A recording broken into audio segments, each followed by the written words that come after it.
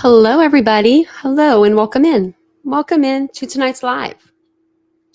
Hopefully, you guys are all having a great day. What is today? Wednesday. I keep thinking it's Thursday, so I'm a day off, but wish it was Thursday. Wish it was. That'd be one day closer to the weekend. But if you're new to the channel, hi, hello. My name is Tanya or TitaniumBuilt.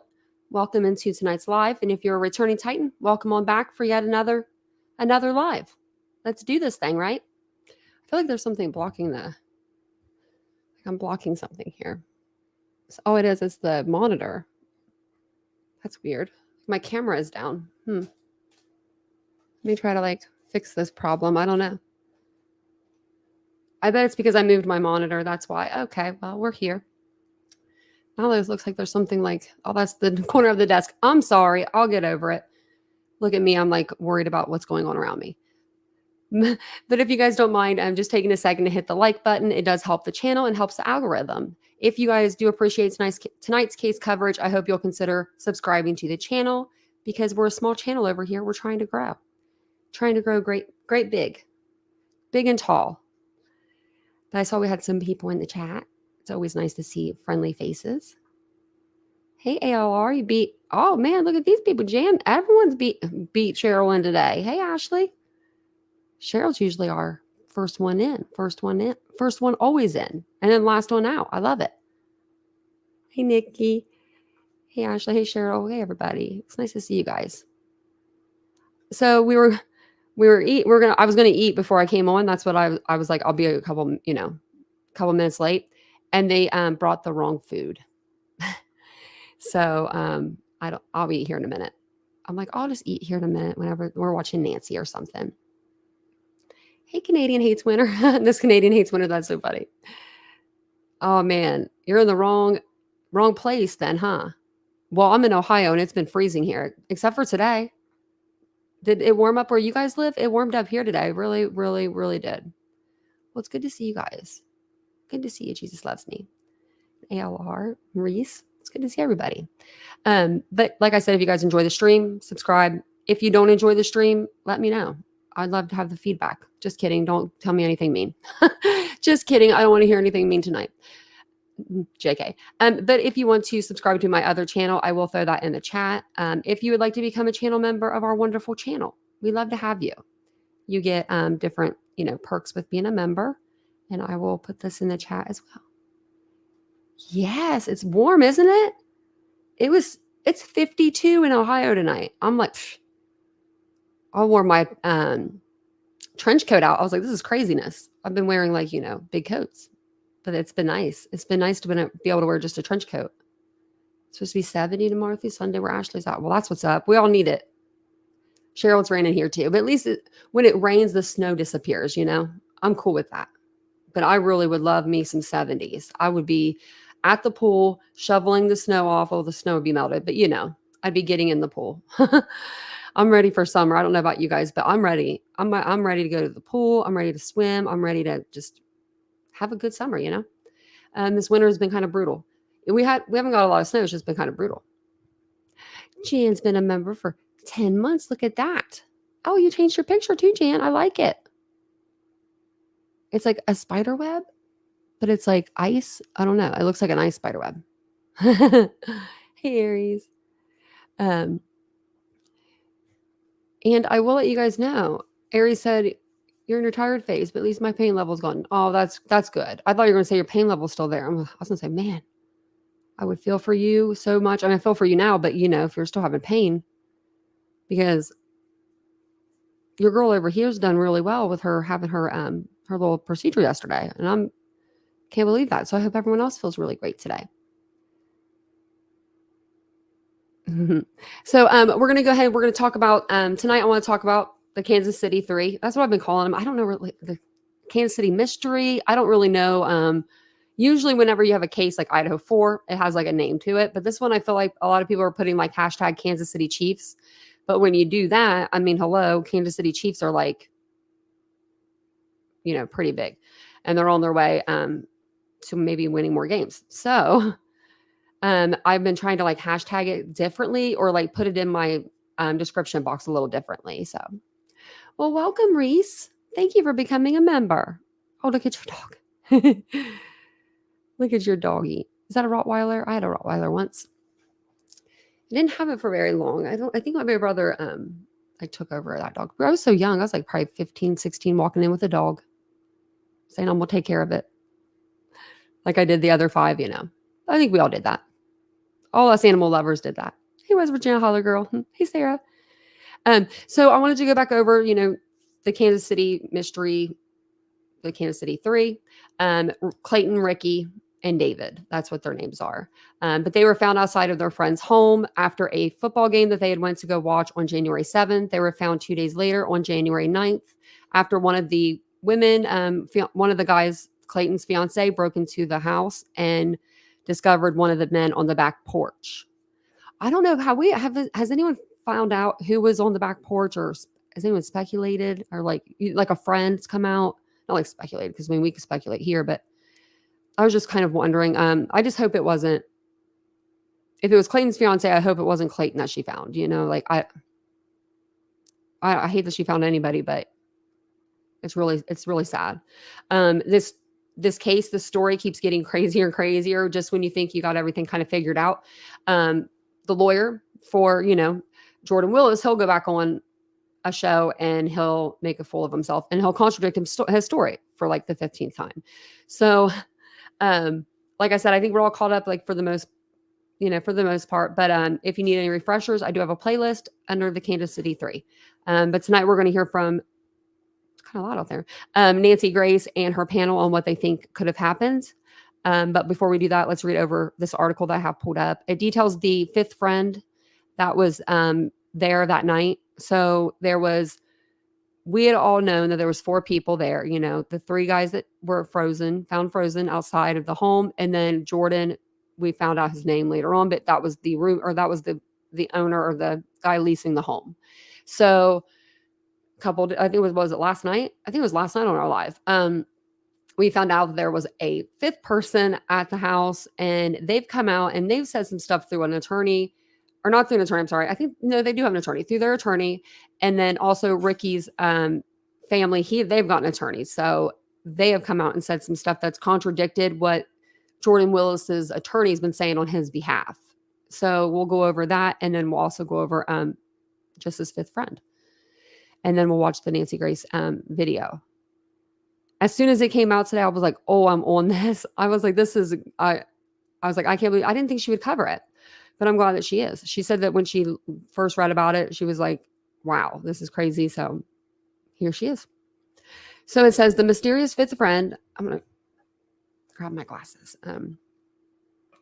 who was in the home where 3 Kansas City Chiefs fans died in bizarre circumstances on January 7th, has spoken out anonymously to insist the 3 men were still alive and awake, hanging out with host Jordan Willis when he left.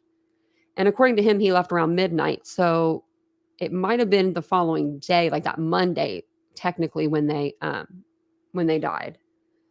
On January 9th, the bodies of David Harrington, 37, Ricky Johnson, 38, and Clayton McGeeney, 36, were found in his backyard of Willis's home in Kansas City, Missouri. They had been there since January 7th when the 3 men visited Willis to watch the Chiefs play the Los Angeles Chargers along with the as yet unnamed 5th friend. The friend told Fox 4 Kansas City, which did not name him, that when he left the house at midnight, all 3 men were still alive. So at midnight, when he left, they were all good.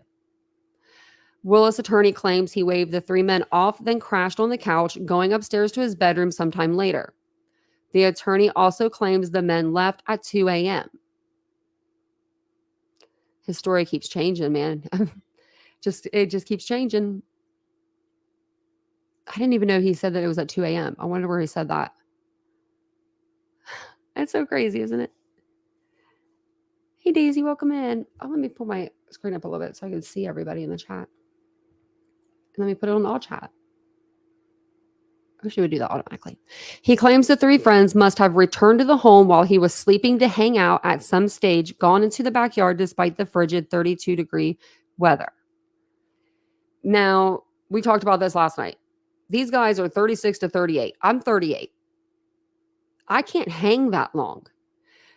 3 o'clock, let's say, or 3:30, the game started, 3:25, the game started. They would be drinking right before the game, you would think, or, a little before the game.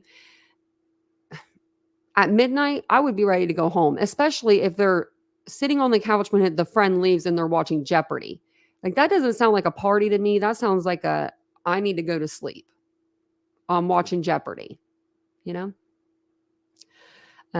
For 2 days, the families of the victims say they visited Willis's home, called him and sent him Facebook messages asking where they were. He did not respond. Eventually, the fiancée of one of the men broke into the home through the basement and found the first body in the backyard. She then called police, who arrived to find Willis in his underwear holding a wine glass. His attorney maintains he did nothing wrong and has cooperated with police. The medical examiner's office is yet to reveal the cause of death or whether any of the men had any drugs in their system. He has nothing to hide. He went to the police station and spoke with officers without a lawyer present. He allowed them to search his home. These were his friends. He bought tickets for them all to go to the next Chiefs game. He didn't want any harm to come to any of them. There was no ill will. Attorney Mike Persano told DailyMail.com. I always think I'm saying his name wrong. Paserno. He slammed internet sleuths and those assuming that he is to blame, calling the speculation unfair. Persuno refused to answer questions about whether the men were using drugs. The results of the medical examiner's toxicology report have not yet been released. Willis insists he spent the next 2 days in his home not thinking anything of the fact that his friends' cars were still outside and only learned they died when the fiancée of one of the men broke into the home on January 9th in the hopes of finding him. That's not when he learned. He learned when the police came in after she broke in and left, and then the police came there. So that's kind of wrong there. He believes that after he waved the men off on January 7th, they returned while he was asleep to hang out in the living room. Why would they go to his house? Like, I don't understand that. Like, why not go home, go to a bar, go to bed? Maybe they didn't want to go to a bar, hang out anywhere or somewhere else. Attorney Mike Persona told DailyMail.com as the families of the 3 victims demanded answers. He worked from home and his 2 dogs were at his father's house, so he did not require walking. And I guess that would be kind of easy to figure out in a way. I mean, if there's dog paws in the snow, if the snow had stopped, if it had stopped snowing and there was dog paws in the snow. But then again, and I'm not saying he knew, but if he did know those guys were back there, he could have been like putting down puppy pads, like, y'all are going to the bathroom inside for a couple of days till we figure this out on the outside. But I mean, I'm not saying that he did anything wrong. I'm just saying that could be a possibility. So this says, officers arrived to find Willis in his underwear with an empty glass of wine in hand, according to the victims' families. The other 2 bodies were then found in the backyard. And that says to me almost that maybe they were pretty far apart for her to see one guy and not to see the other 2. The yard is not that big, but maybe they were like in maybe a far corner and like she was in, back by the back porch. That's what I'm assuming anyway. The death remains a mystery. Police say there's no foul play and Willis has not been charged or arrested. The medical examiner is yet to reveal how the men died or what kind of condition their bodies were in. Willis, through an attorney, has denied wrongdoing. And then that's him there with his relative. There's the back of his house. Man. Then there's the front. He had absolutely nothing to do with their deaths, John Persuno told DailyMail.com. He has now moved out of the property and deleted all of his social media accounts amid a swell of public interest in the men's death. Now, I don't know if y'all ain't doing nothing wrong, then, I missed some stuff up here, guys. Thank you, ALR, for gifting memberships. That's so incredibly kind. Thank you. Thank you so much. Welcome in, new members. Welcome on in. Welcome in. And Jean became a member. Thank you, Jean. I appreciate that. Titan Tier 1, thank you. Hey, Richie. It's hard. It's hard to see the chat. Sorry, guys, when I'm reading. I don't know. If I didn't do anything wrong, I wouldn't be deleting my social media. Like, I mean, I guess people could be like really trying to go after him, but just put it on like do not disturb or something. You know what I mean? I don't know if I would just like delete all my accounts, but and I don't know if I'd go out and get an attorney either though. But you should always have an attorney. You should have an attorney. Willis' attorney says he did not hear the victim's loved ones banging on the door because he sleeps with headphones and a fan on. He claims he did not see their Facebook messages until after the police showed up. He does not know how the men died and says he never suggested that they froze as had been reported. Willis is an accomplished scientist whose research with COVID and HIV has been praised in the medical world. In interviews, he describes his pit bull mixes, Sadie and Daisy, as the light of his life. They weren't with you. Why were they not with you then, the lights of your life? According to an interview that Willis gave to the International AIDS Vaccine Initiative website in 2022, he is the senior principal scientist at the IAVI Neutralizing Antibiotics Center in Kansas City. Willis said in an interview that he conducts data analysis and interpretation for the vaccine trials. He also compared the search for the effective HIV vaccine to COVID-19 vaccine research. This is Ricky Johnson here. David. And then you got Clayton. The Virginia native graduated with a PhD in chemical and physical biology from Vanderbilt University in 2014. He previously studied chemistry and molecular biology at Northwest Missouri State University. In 2022, he received an award for his significant contributions to HIV vaccine development. In the intro section to his now deleted Facebook page, Willis wrote, "Walking the line to be the funniest guy in the room and a full-on mental breakdown." While on another social media platform, Willis described himself as saying, "Self-proclaimed man about town." On January 9th, Captain Jake Pichana of the Kansas City Police Department said, "First and foremost, this case is 100% not being investigated as a homicide. There have not been any arrest charges, and no one is in custody. There is no specific threats or concerns for the surrounding community at this time. The resident at the house was cooperative and with detectives the day the deceased were discovered. The loved ones of the men are, however, speaking out to demand answers." And I would be too. She said the police are not doing anything to solve the mystery of her son's passing and called for the owner of the home to be at least investigated.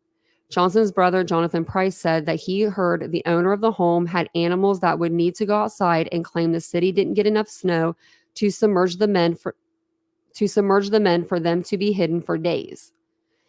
There's many different things that don't add up. We just don't understand how somebody would at least be investigated in any way. We've heard that he's moving out as well, so we don't know if he'll be sticking around much longer. It's true. I wonder where he moved to, if he moved back home to his parents or,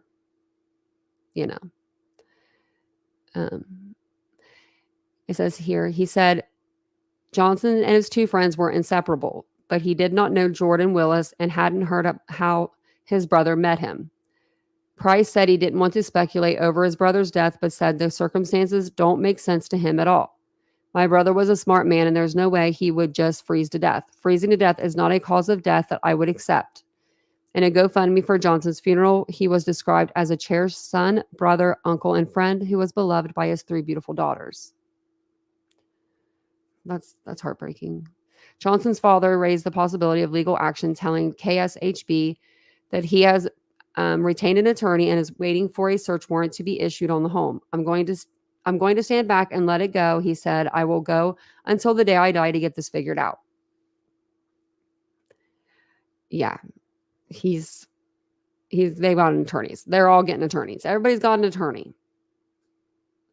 I did not realize that. I knew that they had kids, but I didn't realize that he had 3 daughters. That just hits different. You know what I mean? Like, I lost my dad, and like, it's not, I don't know. That's just, I feel so bad. I wonder how old his kids are. I wonder if they need anything.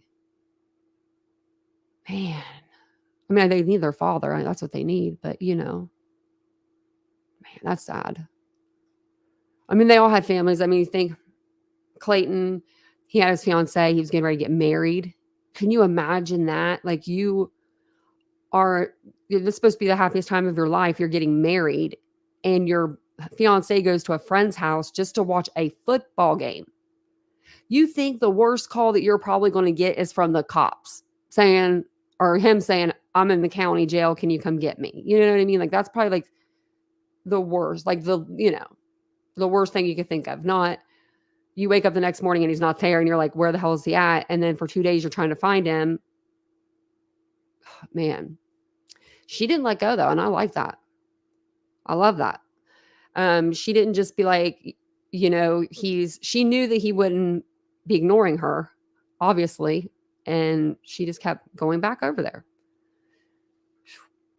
So, the News Nation has gotten their, saw their interviews. Apparently they've talked to each other. Dan and Ashley Banfield must've had a fun conversation there.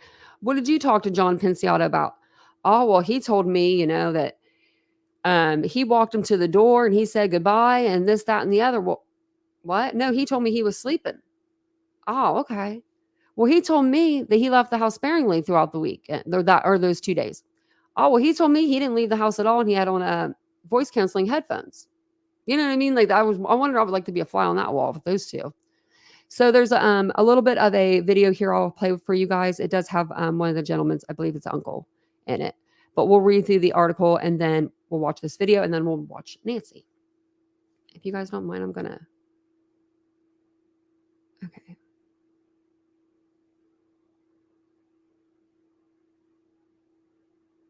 Okay, sorry guys.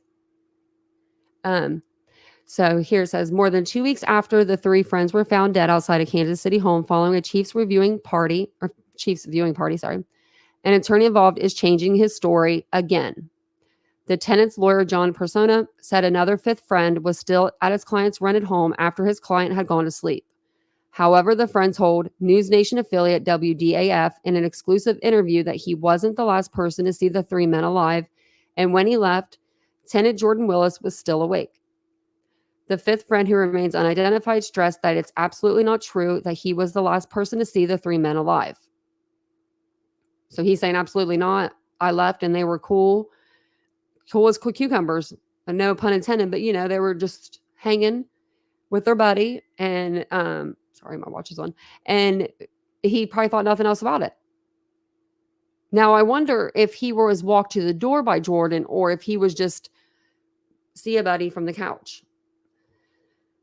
The fifth man's attorney, Andrew Talgi, said his client arrived at Willis's around 7 p.m. on January 7th and left around midnight. So he wasn't even there for the game. The game was from 3:25 to 6:25. So he came after the game, little post party. He claims Willis and the three men, David Harrington, Ricky Johnson, and Clayton McGeeney, were alive and watching Jeopardy when he left for the night.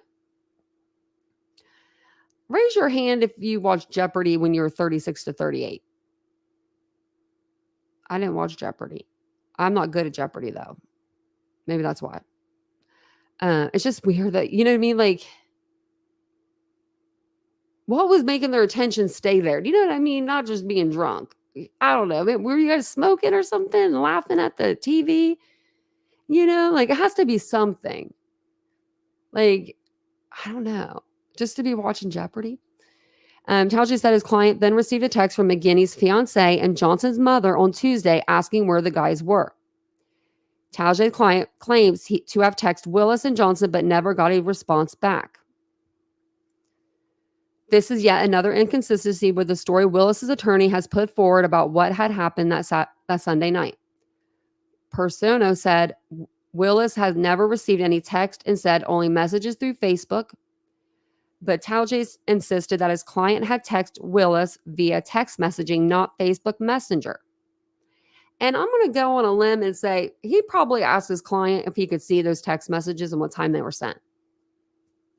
Just saying. When asked about this, Persona declined to comment.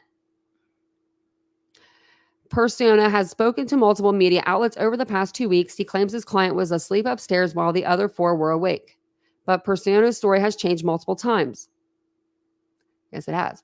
For example, he told News Nation Ashley Banfield that Willis let his friends out, but told another news outlet that Willis went to bed before his friends left.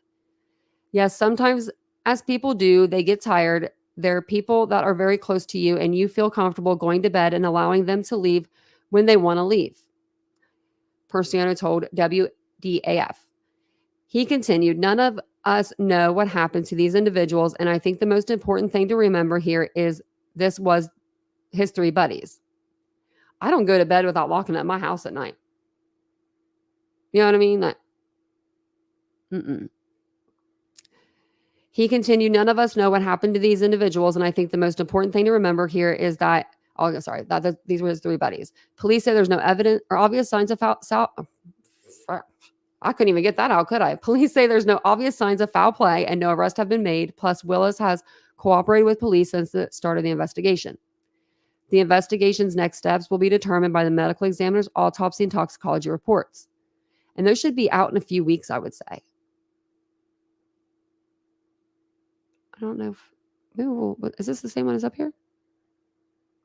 Oh, I don't think we watched this one either. Let me see. Oh, no, we did. That's the one with... Okay, that's the one with Ashley Banfield. So we're going to play... Oops. He's a grown man, too.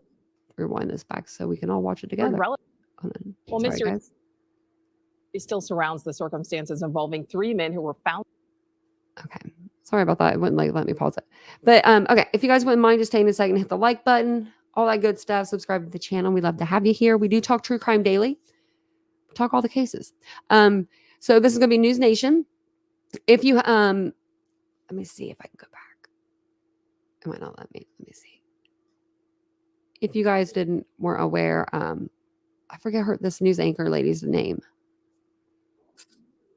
I cannot think of her name to save my life right now, but I watch her every day. But she was just diagnosed with breast cancer, I believe. So sad. So very sad. So we'll play this and then we will play the Nancy Grace episode. Found dead outside of a Kansas City home. They had allegedly been watching a football game with friends, but their bodies were found 2 days after the game when worried relatives grew concerned because numerous texts went unanswered, and now there could be even more to this situation. News Nation anchor Natasha Zuves is live for us. Natasha, the attorney for the person who lives at the home is changing his story. Yeah, it's complicated, Nicole. The lawyer for Jordan Willis, who lived in the home where the three friends were found dead, is changing his story yet again. So earlier this week, attorney John Paserno revealed that there was another person present when Willis allegedly left the three men to go to sleep upstairs. But now Paserno is saying his client actually walked the four men to the door before going back to the couch and falling asleep. Our News Nation affiliate in Kansas City spoke with this fifth man and his lawyer. Now, the man's attorney, Andrew Talsh, says that his client arrived at Willis's home around 7 p.m. and left around midnight.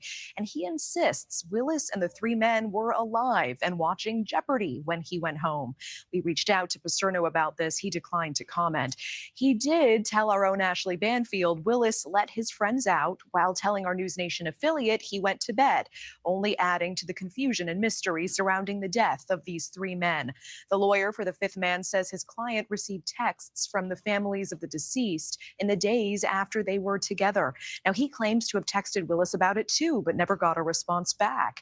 Yet another inconsistency. Willis's attorney says his client never received any texts from anyone, instead only messages through Facebook. Now, the victims' families have been very vocal about their frustrations with the inconsistencies. One of the men's uncles telling us he is done with all of the conflicting stories. This is a cover up. Something's wrong with the picture. Man up. Man up.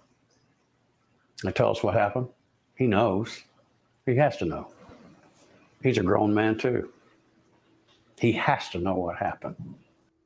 So Willis is cooperating with authorities. Officials are still working to determine a cause of death for the men, though, saying there are no obvious signs of foul play. Now, friends and family of the victims telling us they are just not getting clear communication from police. Nicole? Yeah, still so many questions here. All right, Natasha, thank you. Oh, okay, good. I thought I was going to scream at us, but it didn't. Actually, this is going to start, though, I think. I want to play. Okay, sorry about that.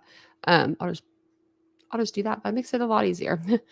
But so this case has more twists and turns than I don't even know what. It really, really, really does. It really does. What happened? Ashley, your aunt passed away?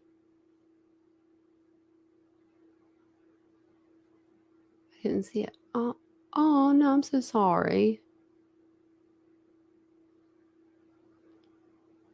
Oh, she's the caretaker. Oh, she has dementia. Oh, that's so sad, Ashley. I'm so sorry. I'm sorry to hear about your loss. That stinks. No obvious signs does not mean there are not signs of foul play. Exactly, West. Exactly. There. I mean, this case is just there's something weird. Now, I will admit these guys were pretty big. Like one of them, like I don't think Clayton was like a super big guy, but I think that the other two guys were pretty big. Do you think that he could have dragged them out of the house though, if that's what he did? I don't know if he would have the strength to do that. That's why this case is just so crazy to me. I feel like in one breath I feel like they could have taken something like taken something and maybe went outside for like a cigarette. But the only thing is, would they all drop like that, like at different times? And why wouldn't they be together? Like, why would one guy be on the back porch? The other two guys are in the yard. I mean, there's just so many questions. So maybe Nancy will clear some things up for us. This came out literally just like an hour or so ago, a couple hours ago, maybe. We'll play Nancy. We'll see what she has to say. She has a panel on tonight. I forgot to check out her panel, but she'll let us know who they are. She'll let us know. So if you guys don't mind just taking a second, hit the like button. We'll go ahead and we'll play this. I'll try not to pause it too much throughout it, but throughout the show, but we'll see what she has to say. I did get to listen to about, I think half of this or a little bit more of it before I got on the live tonight. So it was pretty good. She does go in like chronological kind of order too, like, how the events happen. So don't worry, she'll catch up with everybody. Like she's a little bit behind in the beginning, I feel like. There's a party watching the Kansas City Chiefs. And who wouldn't? Everybody wants to see Taylor Swift, right? Oh, Right. excuse me. Everybody wants to see the Chiefs win. So 4 diehard fans get together and they watch the game. So how do 3 of them end up dead on the porch in the backyard? Focus on porch, right outside the door. You can see it. How did 3 of the friends end up dead?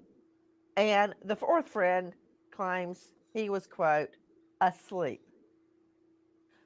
For 2 days? He was asleep for 2 days. He never went outside and saw the dead body. Okay.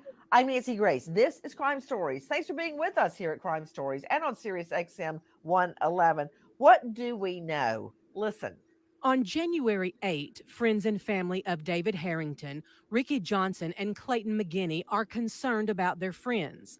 The last they knew is they were headed to Jordan Willis' house to watch the game. But now none of the guys, including Jordan Willis, are replying to messages on social media or by phone. I'm already pausing it. But like, look at the pictures of these guys. Like, if you look, David and Ricky are pretty big guys. Pretty big dudes. Clayton not so much. I mean, he's more on the slender side. Average slender. So would they drop all at the same time like that? I mean, I guess it wasn't at the same time because one was on the back porch, one was in the yard. I just don't get it. Okay, right there. January 8th, it's cold. They are partying at Jordan's home, Jordan Willis, the homeowner. They're watching the Chiefs, and the next thing you know, 3 are dead, and one claims he's been asleep for days. With me, an all-star panel. But first, I want to go to the woman who has been breaking news about the story from the get-go. It's Jen Smith, and she is joining us from dailymail.com. Jen, that's where I first found out about this, and it really just hit me in the face. This guy, Jordan Willis, I mean, he's no idiot. Isn't he a scientist? He's a young guy. big Kansas City Chiefs fan, but he's smart. He's really smart. I don't get how he sleeps for how many days while his friends are dead in the backyard. Yeah, I mean, very, very fishy to say the least. Jordan Willis, as you rightly point out, is an accomplished scientist, done loads of research into HIV and AIDS, lots of research into COVID-19. Very accomplished guy, no form of record, living in this home in Kansas City, Missouri. He had gone to That's a high cute school dog. with two of the three men who were later found dead, was friends with the other for many years. Seemingly a completely normal guy. He lived alone in the house. He worked from home. He had his two beloved pit bulls there. There. That's what I wanted to hear, Jen Smith. How many pets does he have? He has two pit bull mixes. They're called Sadie and Daisy. He describes them as Sadie the and light Daisy of his don't have life. to TT for what, 72 hours? Well, on this particular night, Nancy, Daisy and Sadie weren't in the house, according to Jordan Willis. They were at his father's house, which he says is something that is totally routine. He often sends them to his father's house, so they weren't actually there, he claims, when all of this happened. Okay, James Shelnut joining me, high-profile lawyer, joining us out of Alabama. 27 years, metro major case in a big city. Former SWAT now leads the Shelnut law firm. James Shelnut, let me remind you, defense attorney, there is no father-son privilege like attorney-client or priest parishioner. No such thing. You know, husband-wife, the wife can't blab that the husband did it. So what I'm saying is, if this is true or not true about the dogs being at the dad's house when the three friends are found dead in the backyard and on the porch, he's got to testify if called. Oh, absolutely, he's got to testify. And, you know, he can be subpoenaed in front of a grand jury. He doesn't have to talk to investigators when they come to his house, but they can most certainly down the road, if it becomes necessary, subpoena him to a grand jury, and then he will be forced to testify unless he himself were to take the Fifth Amendment. Now, you know, Shelnut, I never discuss politics because I don't want crime and crime victims to become some kind of political football. But when this reality of the law came to the forefront was during the Bill Clinton era, when Monica Lewinsky's mother was called to a grand jury. And everybody was screaming, oh, the mother's going to have to testify. That's wrong. That's illegal. It's not. It is not illegal. Mothers, fathers, sisters, brothers, they have to testify. They cannot take the Fifth. They've got to tell the truth about their relative, their son, their daughter. So that's when it came to the forefront, harsh as it is. Of course, I'm not saying the mom or the dad won't lie under oath. I mean, take a look at Casey Anthony, top mom. Her mother, Cindy Anthony, a very nice lady, got up on the stand and she, I believe, perjured herself and took the heat, claiming that she made the searches for homemade chloroform, which she said she meant to type chlorophyll. Okay, whatever. That said, she still got called to the stand. So if what Jen Smith is telling us, chief investigative reporter at DailyMail.com, is true, the dad, I guarantee you, is going to be questioned. But back to the three dead bodies. Listen to Sydney Sumner from Crime Online. On Tuesday, January 9th, 9:51 p.m., Clayton McGeeney's fiancée shows up at the house. She sees the cars in the driveway, and since nobody is answering the phone or replying to messages, she breaks into the home and screams Willis's name. She has had no communication with her partner for 2 days, and she wants answers. She walks through the house and doesn't find her fiancé. Then she looks on the back porch and sees a body. Holy moly. So the fiancé has been trying to reach all of these guys. Let me understand, Jen Smith joining us, dailymail.com. Did she just call her fiance, Clayton McGeeney, or did she try to reach the homeowner, Jordan Willis? All of the above. She tried to reach Clayton. She tried to reach Jordan Willis. The other families also tried to reach him. before the fiance eventually went to the house and she ended up breaking in actually through the basement because she got no response when she banged on the door. Other families had gone there and banged on the door and tried to get in. They'd sent Jordan Willis Facebook messages, they'd called him, all of which they received silence from. So Okay. it wasn't as if this was her first attempt.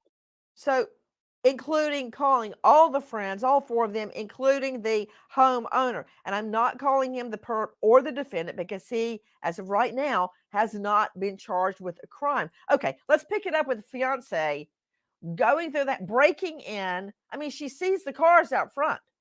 She sees that they're all still there, but nobody's answering the door, the phone, messages, nothing. So she breaks in wisely and starts screaming. Let's pick it up, but how did the whole thing start? Okay, let's freeze the screaming fiance in time. How did this day start off? Listen. January 7 is a football day for the Kansas City Chiefs as they will be playing the Los Angeles Chargers. So 38-year-old Jordan Willis invites a couple of buddies to come to his house and watch the game. David Harrington, Ricky Johnson, and Clayton McGeeney arrive at Willis' house in time for the 3:25 p.m. Central Time kickoff. They enjoy the game as the Chiefs beat the Chargers 13-12, and Willis makes plans for them to all get tickets for the next home game. Okay, what happens then? After the game, Jordan Willis waves the guys off and crashes on the couch. Willis has known two of the men since they were in high school, and the other is a friend. Willis wakes up later and doesn't see the guys, so he assumes they took off and heads to bed. He leaves the doors unlocked so the guys can come and go as they please. Okay, right there. Back to you, Jen Smith, joining us from Daily Mail. He leaves the doors unlocked, but when the fiance got there, everything was locked up tight. Very, very strange. And I want to go back to his story about when he goes to sleep, when they leave. This has changed quite a few times since this story came across all of our desks. Now, he has an attorney who I spoke with yesterday. Initially, Wait a he minute. said, Did you say he's lawyered up? He is lawyered up, Nancy. Okay. So initially, he claims, I left them all to hang out in the living room and I go upstairs to bed. Now, the story is, I waved them goodbye, saw them out the house, then returned to the couch where I crashed, then at some stage went from the couch to my bedroom, and sometime after that, he believes, they came back to hang out because they didn't want to go elsewhere to a bar. And that's when he's claiming there was whatever happened. But this timeline is very strange and it's changed a lot. I mean, he says, I asked him, well, how did they get back in if you'd gone to bed? Oh, I left the doors unlocked. But like you rightly point out, when the fiance shows up 2 days later, she can't get in the house. Okay, one of the stories is that they watched the game, they made plans to buy tickets for the next game, and the three friends left, and he went to sleep on the sofa, then later went on the bed, up to his bed. The other story is that he went to bed and he left them all down there partying. Is that right? Or did he saying they left and then they came back? Yeah, that's right. The initial story was, and this is coming from his lawyer, that he went to bed, leaving them there. And then it changed yesterday to, no, I misspoke. What I meant to say was he waved them off, they left. He then fell asleep on the couch and then later goes up to bed. And they must have come back somehow. So that's a very significant shift in narrative about the night in question. You know what's interesting? To Dr. Jory L. Crosden joining us, psychologist, former law enforcement, now faculty at St. Leo University, and consultant with the Blue Wall Institute. Dr. Jory, thank you for being with us. You know, I remember distinctly, crystal clear, the last time I saw my fiance alive, the day he was murdered. He drove out of my driveway. I was living with my parents. He held his left arm out of his car on his way back where he lived in Athens and waved at me. That's the last time I saw him. I remember the last time I saw my dad before he passed away.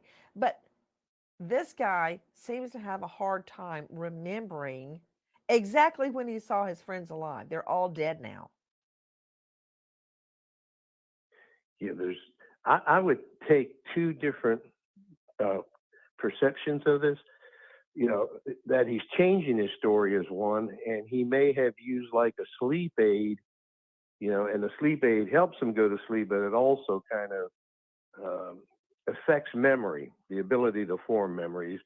And that comes from, you know, once you get into a deep sleep, that's where memories are really getting organized in REM sleep. Certain medications like an ambient, you know, there's been a lot of research about ambient behavior, people falling asleep, getting up and doing things and not Are you remembering talking them. about him taking some sort of a sleep aid or some type of medicine like cough medicine that would make him groggy and somnambulant? Yes, no. Okay. Those You are know what? I yeah. want to follow up on that. Jen Smith, dailymail.com. Is there any mention of a sleep aid or any type of medication that would make him, let me just say, groggy as a vernacular for somnambulant state inducer? Nothing so far, Nancy. So one of the questions I asked his attorney yesterday was specifically, were there any drugs involved in the evening? Were there any drugs taken by the group, by Jordan in the house? He refused to answer. But so far, nothing about any, let's just say, Robitussin? No, No nothing like Benadryl? that. I mean, No Benadryl? no, No Ambien? no mention of anything. Okay, He did well- mention that they had been drinking, but nothing about any kind of sleep aid or other type of, you know, legal drugs, nothing like that. Is anyone remembering the so-called cough syrup killer who claimed he was somnambulant when he murdered his wife? Take a listen to our cut 17. This is Matthew Phelps desperately calling 911. Tell me exactly what happened. I think I killed my. What do you mean by that? What happened? I had a dream, and then I turn on the lights, and she's dead on the floor. How? I have blood all over me, and there's a bloody knife on the bed, and I think I did it. You think you did it? Hell yeah, you did it. Listen. Yeah. Okay. Is she awake at all right now? What makes you think she's dead? Is she awake? Making not Nancy breathing. cuss. Okay. Oh my God. Okay. Do you think she is beyond any help? I don't know. I'm too scared to get too close to her.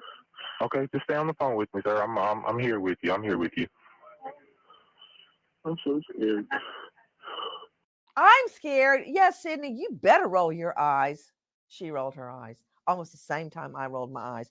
Hey, can you find out how many times he stabbed her, Sid? Okay, but wait. But before you do that, it ain't over yet. Have you noticed how calm he is? Yeah, I think she's dead, but I'm afraid to touch her. Really? Okay, more. When did you wake up? I don't know. I took more medicine than I should have. What medicine did you take? I took Corseed, cough and cold, Corseed, HCP, cough and cold, because I know it can make you feel good. So a lot of times I can't sleep at night. Okay. I took some. All right, sir. Okay, Robitussin, you're not guilty. Corseed and HP, you're on the docket. Sydney found out from me how many times he had stabbed his wife. Does anybody just even want to guess? You know, let me throw it to you, Justin Boardman. I ain't gone to you yet. Wild guess. How many times? Don't look it up. I'm not looking it up. Yeah, I'm guessing 24. Okay, good guess, because I was thinking 19. Dr. Kendall Crowns, you haven't looked it up, have you? I have not. Okay, I had a feeling that laid back Dr. Kendall Crowns had not looked it up. Just give me a wild guess. How many times did he stab his wife while he was asleep? And for those of you that can't see me, I'm absolutely using air quotes. How many times? Just throw it Air out there, Dr. quotes. Crowns. 56. Good guess. 123. Wow. Holy moly. 123 stab wounds, and he slept through the whole thing. My God. Take a listen to Dave Mack. Yeah, right. CrimeOnline.com. Matthew Phelps is a 29-year-old Bible college graduate with a fascination for the movie American Psycho. He calls 911 just after 1 a.m, claiming his wife Lauren has been stabbed. He tells police he took some cold medicine with Coricidin and went to sleep. When he woke up, his wife was dead and a knife was on the bed. Lauren Phelps had been stabbed more than 100 times. And even though they find blood evidence at the scene, investigators determined that Phelps cleaned up a lot of the blood before he made the 911 call. During their investigation, police find out Phelps has told friends he wonders what it would be like to kill someone, and he likes to take cold medicine for fun. Phelps is charged with first-degree murder, and after trying to use the cold medicine defense, he pleads guilty and is sentenced to life in prison without parole. So, Dr. Jory Crossan, I'm so glad that you brought up maybe he had, what, Benadryl? Don't something care. like that. Don't care. And as Jen Smith is telling us, there's been no mention of any sleep aid whatsoever. So let's get back to what really happened. Who is this guy? Who is the homeowner, as he has been described? Jordan Willis. Take a listen to investigative reporter Rachel Bonilla with CrimeOnline.com. Jordan Willis is an HIV researcher and protein scientist who lives and works in his home in Kansas City, Missouri. Willis is an accomplished scientist whose research into COVID and HIV has been praised in the medical world. In interviews, he describes his 2 pit bull mixes, Sadie and Daisy, as the light of his life. Okay. Joining me is a renowned medical examiner, the chief medical examiner in Tarrant County, that's Fort Worth, lecturer, University of Texas, Austin, and Texas Christian University Medical School, Dr. Kendall Crowns. Dr. Crowns, thank you for being with us. What is a protein scientist? A protein scientist, they are the people that work with developing immunizations and things of that nature. They're working at like kind of more cellular, molecular level with the actual proteins that make up our bodies. Okay, So could you just stop right there? I learned a lot of Latin phrases in law school, but nothing about what you just said. What? Just slow down. Speed limit 75 mph. Okay, please. What? A protein scientist is basically someone who is looking at very detailed, minute molecular things that are associated with the body. They're often associated with developing immunizations and figuring out how viruses work, things of that nature. He sounds brilliant, right? To figure out, to research and develop advancements in COVID-19 immunizations and vaccines and for HIV. I mean, am I getting that right, Jen Smith? Yeah, exactly. So that was a huge amount of his research. He's celebrated in the field, given plenty of interviews, a great education, Nancy, a really promising young scientist by all accounts. Okay, so can we get back to the 3 dead bodies? 1 on the porch. Let's get back to what happened. Take a listen now to our friend Nicole Parton, Crime Online.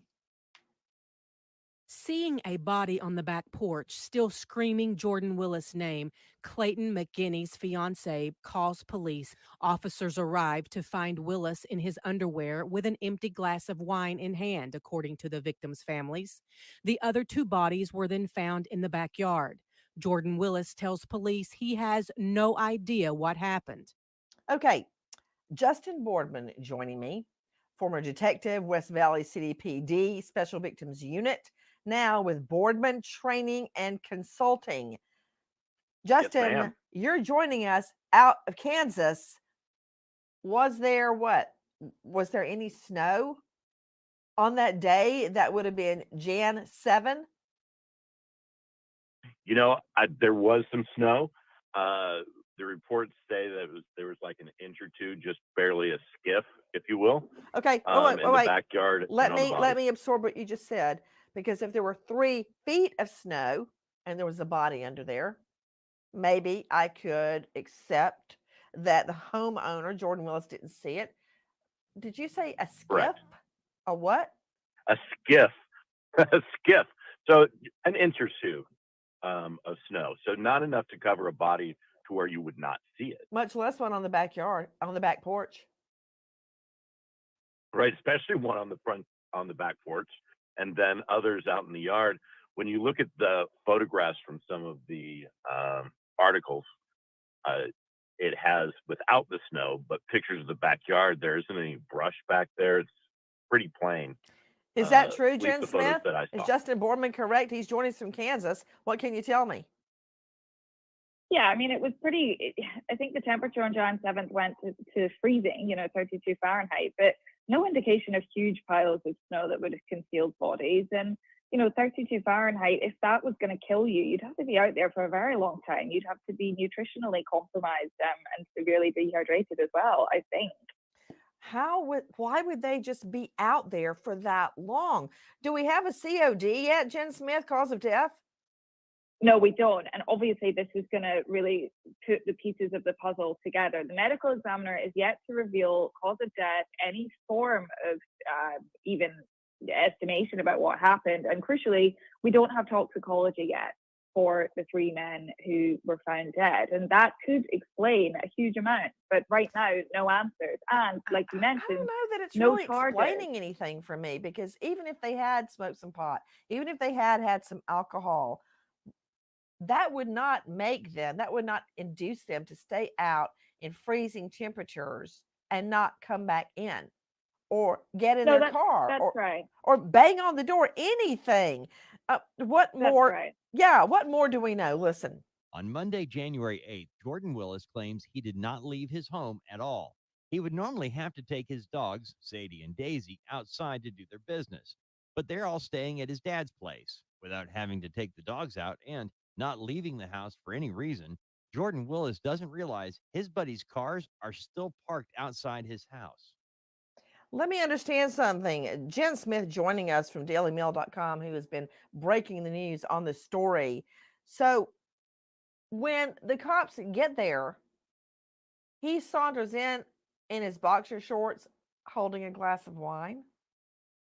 Yeah, he's holding an empty wine glass. Now, the victim's family took this to mean he was still drinking or drinking that morning.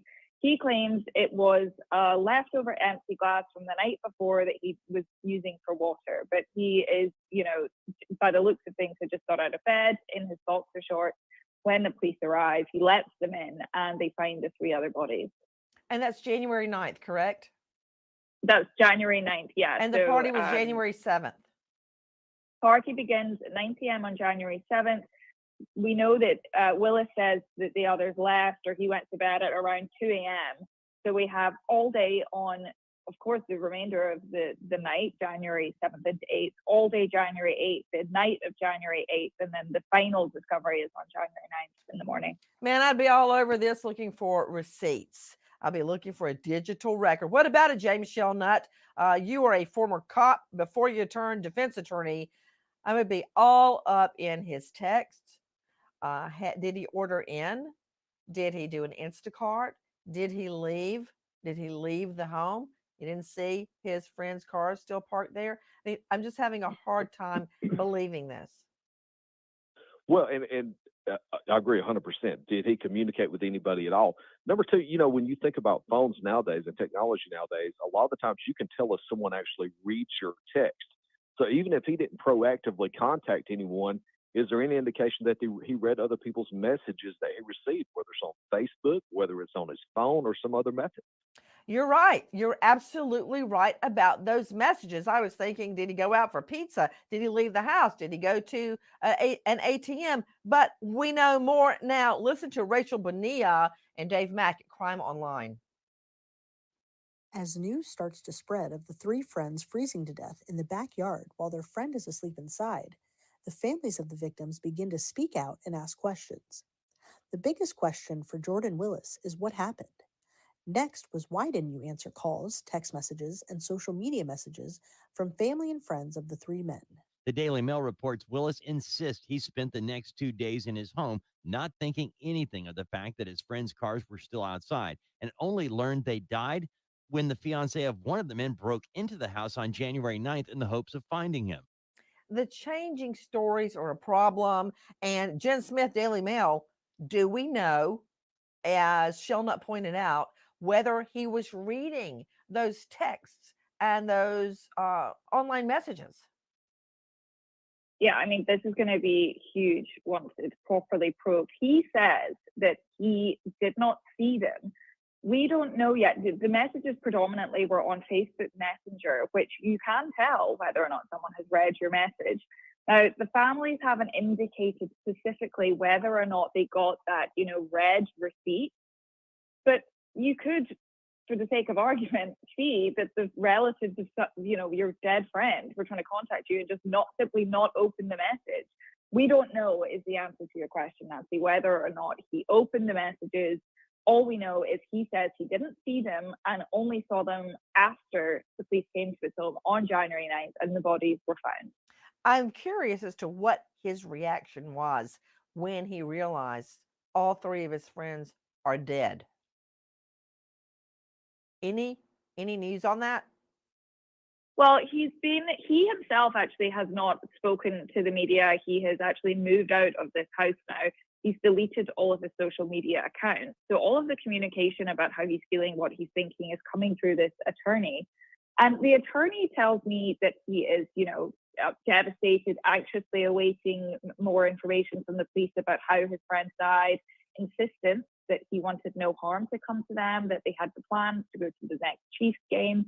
But he himself is yet to make any kind of public statements or give any interviews about this. I mean, I think all of us have so many unanswered questions that if he just answered them with the truth, it would explain a lot, but he hasn't said anything. He's relying on his attorney to do the talking for him. I find that curious as well. I'm also curious if he's going to show up at their funerals. Guys, it's not the first time. I wonder if he will show up at the funerals. Now, I don't know if I would do that, but, I mean, because the families are saying that they think that he's involved or they think something's up, that he's holding some sort of secret. So I don't think he'll be invited. Someone claims they slept through a death. Take a listen to our Cut 16 from Crime Online. 42-year-old Barbara Woods is at home in bed asleep with her husband when her son-in-law, Kenneth Parks, sneaks into the bedroom, stabs and chokes her husband, then turns his rage on her, using a tire iron to beat her about the head and a knife to stab her 4 times, causing her death. Parks is charged with the murder, and at trial, his attorney claims that on the night of the killing, Kenneth Parks was plunged into a deep, deep sleep. His next memory is seeing his mother-in-law's face. The attorney said he then regained consciousness and fled the house and drove to a nearby police station. According to his attorney, the 24-year-old Kenneth Parks was sleepwalking as he drove the 14 miles to his mother-in-law's house and killed her in bed, wounding his father-in-law. The jury agreed, and Parks was acquitted. That's true. Barbara Woods at home, asleep with her husband. Her son-in-law drives 14 miles to their home, he says, in his sleep, murders the mother-in-law and father, beating them with a tire iron, killing the mother-in-law, wounding the father-in-law, and he was acquitted. That's right, Kenneth Parks. I'm having a hard time letting that soak in, but there's more. Take a listen to our Cut 21. Living in a 3-story home in Buffalo, New York, while attending the University of Buffalo, Elena Zabel and her roommates go to a party at the Sigma Chi fraternity not far from their house. One of the roommates headed home earlier than the rest, and by the time Zabel made it back to the house, The door was locked and she didn't have a key. Zabel climbs through a bathroom window and notices a weird smell. Calling out for her roommate, she doesn't get a reply, but hears heavy breathing and thinks her roommate is asleep, so she goes to bed herself. Her roommate isn't sleeping. At that very moment, she's being brutally attacked. Hours later, Zabel awakes and finds her roommate clinging to life. 911 is called, and the roommate is rushed to the hospital where she spends months in a coma and a recovery that was very long. Many people question why it took so long to call for help, hours between the attack and the call for help. 4 years later, the serial rapist was convicted of rape and attempted murder. I'm trying to make sense of what we are learning, but Jen Smith, one very disturbing facet of this case: 3 friends dead in the backyard. You don't answer text messages, phone calls for now 3 days, Jan 7, 8, and 9, when police get there on the 9th. But the changing of the stories, that shouldn't change. That what happened should not change. Jen Smith, what is the most disturbing change in the story? I mean, for me, it has to be the fact that initially the story was he left them inside the house, hanging out downstairs. And then the second iteration of the story is, no, they left. I waved them goodbye. And then at some stage, they must have come back. One thing I do want to say, and this goes back to the fact that Jordan Willis hasn't yet spoken to the media himself. Changing stories could be down to a really ill-equipped or just incompetent attorney, right? All we've heard on Jordan Willis's behalf is coming from his attorney. Now, if Jordan Willis has his story straight and he's letting his lawyer do all the talking and the lawyer is changing the story, it's in his best interest to get out there and set the record straight. But if it is the case that he's been changing his story to his lawyer, who has been, contemporaneously changing it to the press, that's going to be hugely problematic for him down the line if there's a criminal case. Guys, he says he slept through the whole thing and had no idea what was going on, but others disagree. Many others disagree. Take a listen to our 14 with Nicole Parton. John Picerno, an attorney representing Willis, said his client had no idea his friends were dead until police knocked on his door. The New York Post shared a Facebook post from Kaylee Latier, who wrote, "My husband banged on his door for 20 minutes. Latier continued, "My friend banged on his door and then busted a window and yelled and announced her presence. While she's inside and still nothing from him, then the cops come 10 minutes later and he comes out nonchalant in his boxers with an empty wine glass in hand. Nothing is adding up. Dave, Clay, and Ricky need and deserve justice." Okay, this is what I'm trying to figure out. Jen Smith, do the relatives and friends of the victims believe Jordan Willis? No, absolutely not. Under no circumstances. They say that none of this adds up. They need more information. And they are devastated at not only their death, but the lack of information from him, someone who had apparently been friends with them since they were at high school, so would know their families, and from the police. From the get-go, the police said, nothing to see here, no foul play. We're going to carry on our investigation, but we have no reason to believe anyone is in danger, nor do we have any reason to believe Jordan Willis did anything wrong. Making that kind of statement before you have a cause of death, they might have been a bit hasty there, and the families are, rightfully questioning why they are so comfortable stating that there is no foul play when the investigation isn't complete. We don't even have a cause of death yet. Dr. Kendall Crowns, Chief Medical Examiner, Tarrant County, Fort Worth, if the bodies became frozen, would that affect finding out a COD cause of death? No, actually, the cooling or the freezing of the bodies will slow down decomposition and actually prevent decomposition, so that it will maintain the body itself. So it won't alter cause of death at all. One thing you have to think of with 3 individuals dying suddenly, there has to be a commonality between all 3 of them. And an environmental factor, the fact that they're all healthy, I just can't think that they wouldn't get themselves out of a cold situation. So, could it be drugs? Could it be something else? And you also have to throw in there, you have a research scientist, and his three friends are all now dead. It's all very odd. Yes, odd. There's definitely smoke, but is there fire? I believe that you can sleep through something, a crime happening in the next room or right above you. What about the roommates of the Idaho students in the Brian Koberger murder case? Take a listen to Dave Mack. Dylan Mortensen and Bethany Funk were both home when Brian Koberger allegedly snuck into their home in the early morning hours and stabbed Maddie Mogan, Kaylee Gonzalez, Xana Kernodle, and Ethan Chapin to death in their beds. The New York Post reported the two women were texting each other while the murders were happening, and Dylan Mortensen came face to face with the killer right after the attack and gave a description of the alleged murderer, saying he was wearing black and had bushy eyebrows.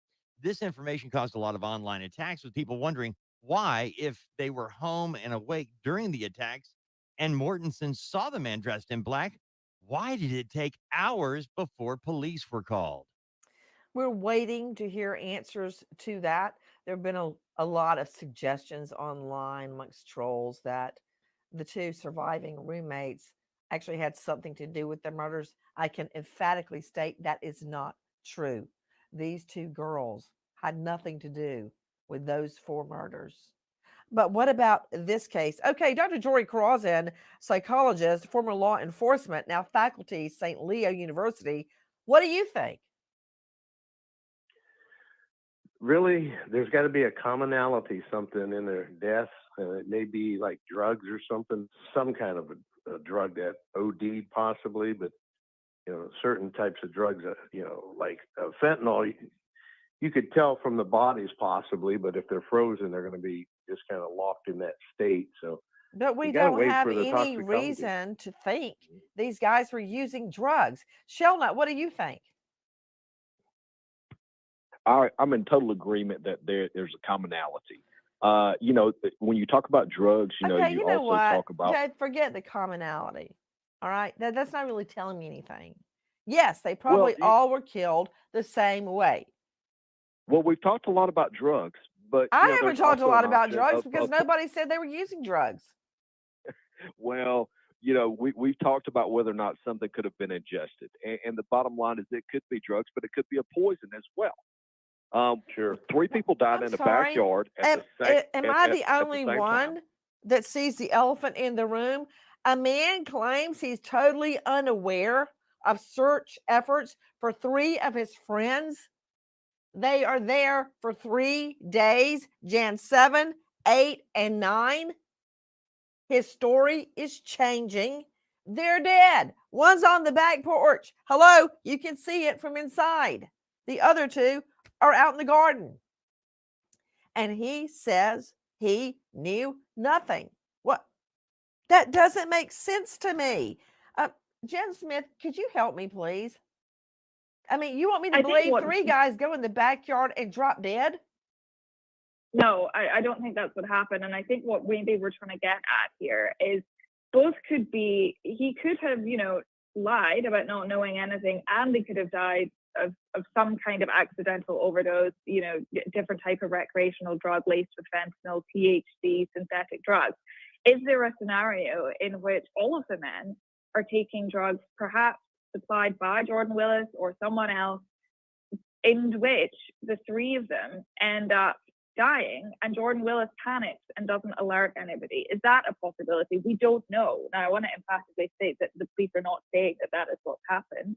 But he could have concealed the fact that his friend died of an accidental drug overdose without actually murdering them or doing something, more violent to them, just for the sake of panic and protecting his, science career. Well, showing up when police are standing there. I mean, have you ever seen the program Cops? Because there'll be a guy sitting in his easy chair in the den, throwing back a beer.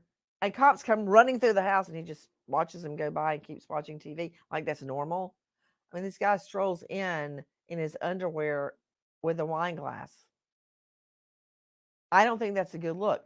One thing that is to his defense is that there was no obvious sign of foul play on the 3 bodies. They weren't shot, they weren't bludgeoned dead. There was nothing to indicate they had been murdered. So, how do you wake up and your 3 friends' cars are parked outside your house?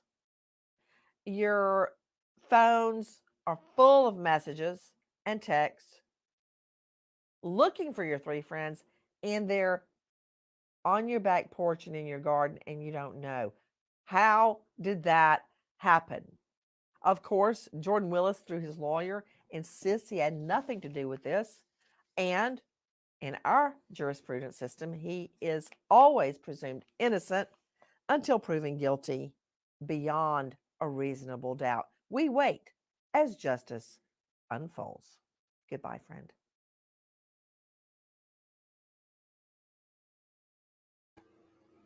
Well, at least she's happy again. She said goodbye, friend, that time. She wasn't saying that. She didn't say that last time when we watched during Scott Peterson to get her reaction on that one. Ooh. And a lot of people were like, "Don't rehash that crime." I'm like, "Hey, I'm not bringing Scott Peterson back into this world," but we wanted to get Nancy's reaction to that. So I was looking on, like, just like, cruising around trying to see if there was anything else out. My eyes been twitching. Sorry, guys. For like a week now, or a week and a half, like every day I will do it. But I haven't seen anything.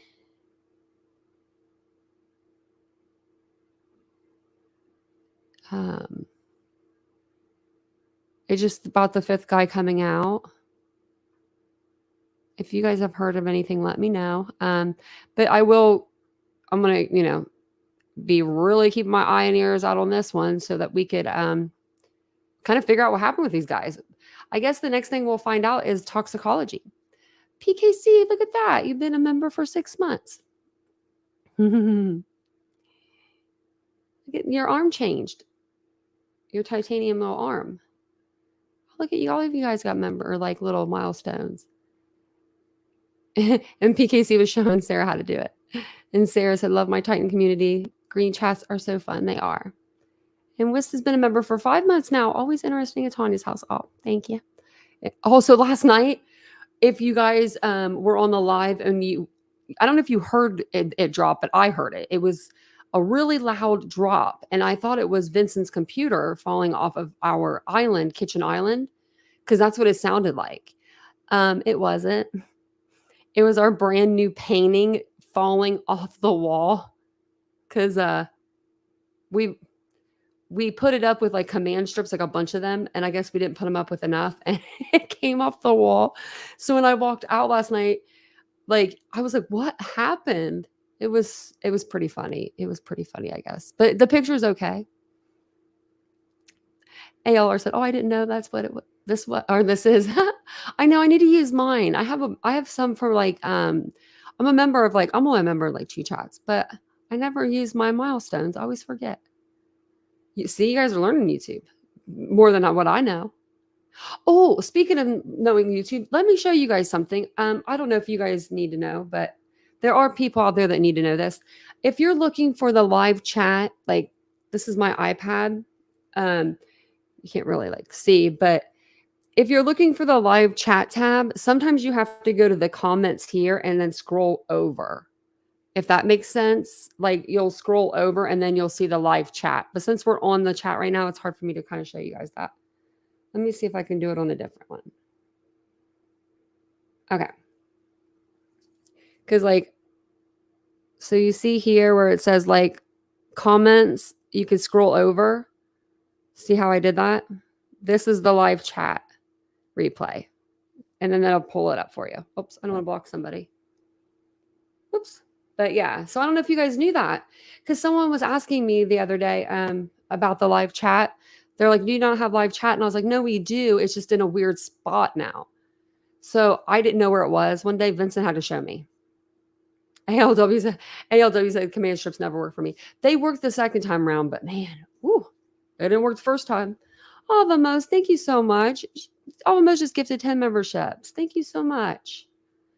We'll have to see who we got now. You're on your PC. Are your friends sometimes? Yeah, look at that. I love that. Thank you so much. Good night, Ashley. I hope you have a good night.